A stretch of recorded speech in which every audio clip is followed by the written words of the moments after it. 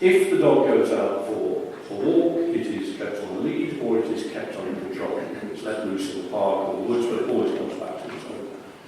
And most dogs, anyway, are neutered. In Romania, certainly, and I think also in Bulgaria, most people who have dogs, keep dogs, do not keep them 100% under control.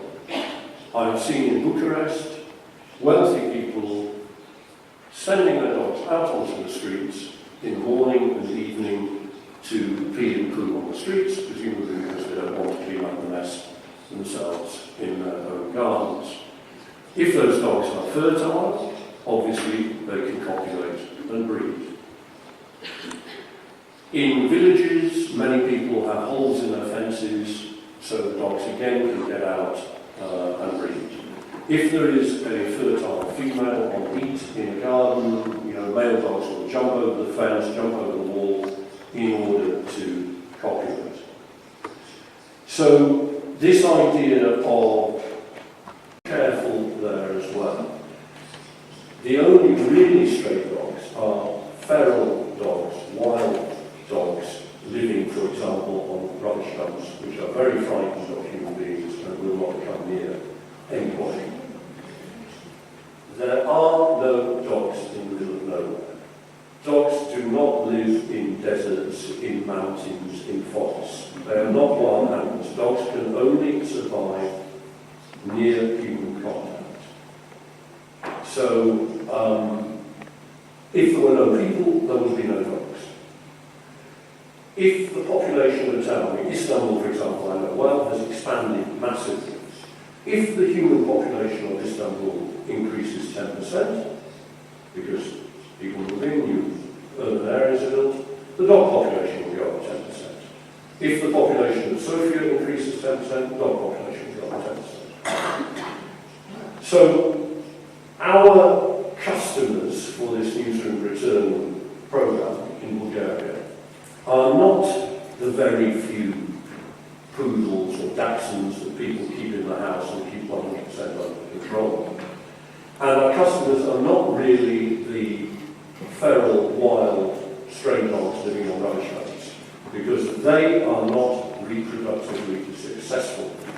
They do not have a regular food source, they do not have regular shelter, so their puppies are not likely to survive.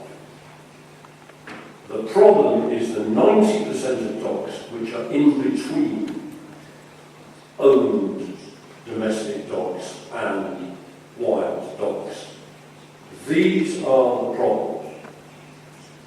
So factory dogs, petrol station dogs, community dogs, dogs that people regard as their own dogs but they allow them to stray. And this is what we're going to talk about at this seminar. How we find, collect, neuter, vaccinate, return those dogs. The problem of unsupervised dogs, I'm using the word unsupervised deliberately because I don't want to talk about stray dogs and I don't want to talk about owned dogs. I want to talk about unsupervised dogs, inadequately supervised dogs. The problem is soluble. It is not impossible. Eventually, the problem will be solved, in fact, in Bulgaria, the way this has been solved in England, Holland, France, Germany, because the level of education and wealth will develop to such an extent that people will start to take responsibility for dogs. This is how the problem has been solved in Western Europe. It has not been solved by killing. Yes, some dogs have been collected and taken to municipal shelters and put humane to sleep, but that is not the solution. The solution is people taking responsibility for their local community dogs. People doing what I did in my factory in Istanbul, taking the dogs to the vet, having them used to be vaccinated. So, if we can send a man to the moon, if we can send flights to Mars, then we can solve this loose dog problem. It is a matter of organisation and political will.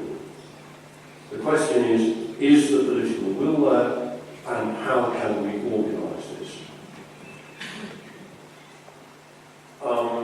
Lastly, I would like to show you this quote from the World Health Organization guidelines to dog population management.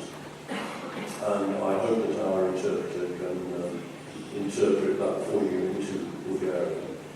When I read this in 1996, suddenly the whole problem became clear to me. Each habitat, so each area, let us say each conurbation, each city like Sofia, has a specific carrying capacity for each species. This specific carrying capacity depends on the availability of shelter, food and water. And in practice it depends on food. Food is available, because obviously in Bulgaria there's enough water and there is enough shelter. The density of a population of higher vertebrates, so dogs in this case, is almost always near the carrying capacity of the environment. Any reduction in population density through mortality, through killing or removing or sheltering the dogs, imprisoning them, is rapidly compensated by better reproduction and survival. In other words, when dogs are removed, the survivor's life expectancy increases because they have better access to the resources and there is less competition for resources. So this is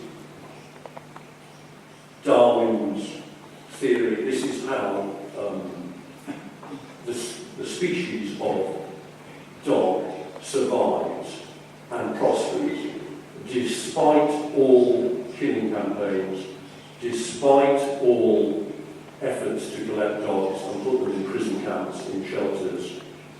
So we will explain later during these 2 days why shelters are not the solution and why nutrient clinics are.